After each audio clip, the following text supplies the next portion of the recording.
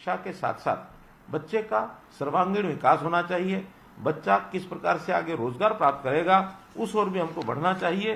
तो ऐसे सब स्कूलों के अंदर इन बातों का ध्यान रखा गया है कि बच्चों के संस्कार अच्छे कैसे मिलते हैं। केवल पढ़ना लिखना ही पर्याप्त नहीं है, लेकिन अच्छे संस्कार अगर बच्चे में आते हैं तो आगे चल करके जो बच्चा है वो एक अच्छा नागरिक, देश का नागरिक, समाज का एक अच्छा नागरिक यदि बनता है तो उसका लाभ अपने देश को भी है, अपने समाज को भी है। तो अच्छा नागरिक कैसे बनाया जाए, इसके अंदर निश्चित रूप से कैसी उसने पढ़ाई की है, किस प्रकार से पढ़ाई की है। वरना एक समय था रटना रटाना ये पढ़ाई का एक भाग होता था। आज केवल किताबों से नहीं, रटे रटाए वाक्यों से नहीं, बल्कि बच्चा खेल करके भी सीखता है, बच्चा कुछ देख करके भी सीखता है, बच्चा सुन करके भी सीखता है, बच्चा कुछ काम करके ये भी सीखता है। तो ऐसी शिक्षा की पद्धति को बदलने का जो एक सिस्टम शुरू किया है ताकि बच्चों में एक भावना, अच्छी भावना आए, बच्चों के अंदर राष्ट्र प्रेम की भावना आए, बच्चों में बड़ों का आदर मान सम्मान करने की भावना आए, उनमें सेवा का भाव कैसे आए, स्वच्छता का भाव कैसे आए, अपने चारों तरफ का जो वातावरण है ऐसा कैसे वो अच्छा बने, और किस प्रकार से ऐसी जो हमारी समस्याएं हैं, सामाजिक समस्याएं, उनकी ओर बच्चों का ध्यान यदि प्रारंभ में भी जाता है तो निश्चित रूप से उनका एक कंसर्न, उनका एक लगाव ऐसी चीजों से अगर हम रखेंगे तो निश्चित रूप से इन चीजों को ठीक करने के लिए आगे आएंगे। तो ऐसी भावी पीढ़ी की चिंता करते हुए इन संस्कृति मॉडल स्कूलों का और एक प्रकार से एक अपना प्रयोग है। इन स्कूलों में हमने आधुनिक शिक्षा के नाते से बहुत से कमरे, इनको स्मार्ट क्लासरूम्स ये भी हमने बनाया है। लगभग इस समय 4035 हमारे क्लासरूम ये स्मार्ट क्लासरूम्स हैं, और अन्य जो बचे हुए क्लासरूम्स हैं इनको भी बहुत जल्दी हम स्मार्ट क्लासरूम ये बनाने जा रहे हैं। हमने 10वीं 11वीं 12वीं के बच्चों को टेबलेट्स भी दिए हैं ताकि आज आधुनिक पढ़ाई के नाते से वो किस प्रकार से और ऑनलाइन शिक्षा को कैसे ग्रहण कर सकते हैं, घर में बैठ करके भी कैसे उनका लाभ उठा सकते हैं। अध्यापक जो है वो हमारा एक प्रकार से शिक्षा में निश्चित रूप से उसका एक दायित्व होता है कि अपने बच्चों को शिक्षा अच्छी दे। अध्यापक अच्छा करते भी हैं, लेकिन वहीं पर हम चूंकि उन बच्चों के माता पिता के नाते से विचार करें, हमारा भी उतना ही दायित्व है, उससे कम नहीं है बल्कि उससे ज्यादा ही है, क्योंकि बच्चा ज्यादा समय घर पर रहता है और घर पर भी अगर उसको कहीं ना कहीं शिक्षा की ओर प्रेरित अगर हम नहीं करेंगे तो शिक्षा की ओर आगे नहीं बढ़ेगा। तो इसलिए माता पिता का जो दायित्व है उसके नाते से हम हमेशा बच्चों के साथ अच्छा व्यवहार करें, हम बच्चों की हमेशा सुने, उनकी कोई समस्या होती है उन समस्याओं को प्यार से हल करें, डांट डपट न करें। निश्चित रूप से बच्चे के मन के ऊपर एक असर जाता है कि हमारे माता पिता जैसा व्यवहार करते हैं वैसा ही व्यवहार बच्चा भी करता है।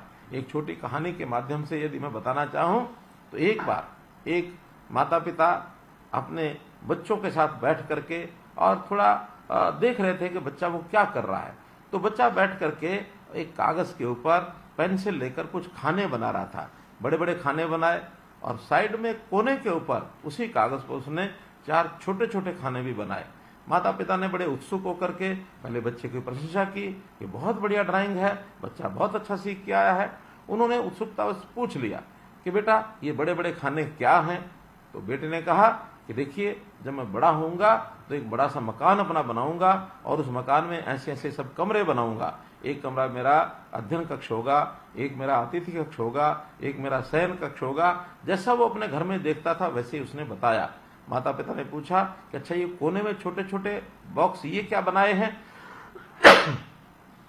बच्चे ने बहुत ही एक ऐसे विश्वास के साथ जैसे बच्चा सब कुछ सीखा हुआ है, उसने कहा कि देखिए जब मैं बड़ा हो जाऊंगा तो मैं इस मकान में रहूंगा, और जब आप उसके बाद बूढ़े हो जाएंगे तो आप इन छोटे छोटे जो कमरे हैं ये आपके लिए हैं, आप इसमें रहेंगे।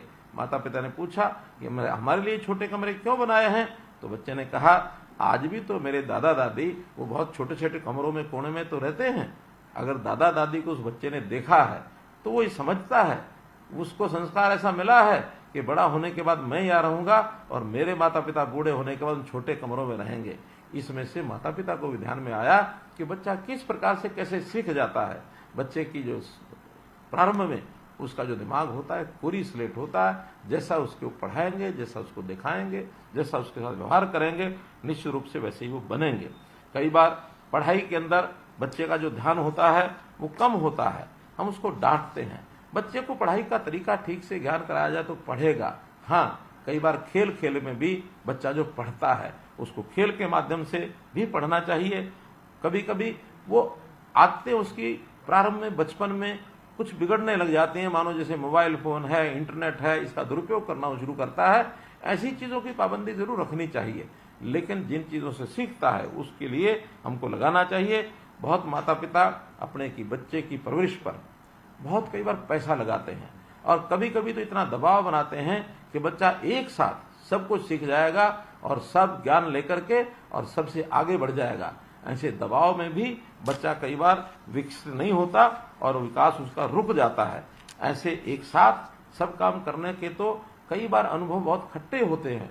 काम हमेशा शनै शनै क्रम से धीरे धीरे स्टेप बाय स्टेप करते हैं तो बहुत अच्छा काम खड़ा होता है, सफलता मिलती है। इसको भी मैं एक बार एक कहानी के माध्यम से आपके सामने रखना चाहता हूं। हमने शिवाजी महाराज का नाम सुना है। शिवाजी कब एक दिन अपने भटकते हुए या कहें कि शिकार करते हुए जंगलों में राजा जाते ही थे इस प्रकार के, तो छत्रपति शिवाजी एक घूमते हुए सायंकाल देर हो गई, एक गांव में पहुंच गए। उनको प्यास लगी थी, भूख लगी थी। एक गांव में बाहरी किनारे पर बुढ़िया झोपड़े में रहती थी। वो झोपड़ी में गए और कहा, माई मुझे प्यास लगी है, मुझे भूख लगी है। आप आतिथ्य सत्कार के नाते से उस बुढ़िया ने उस व्यक्ति को बैठाया। वो नहीं जानती थी ये कौन है।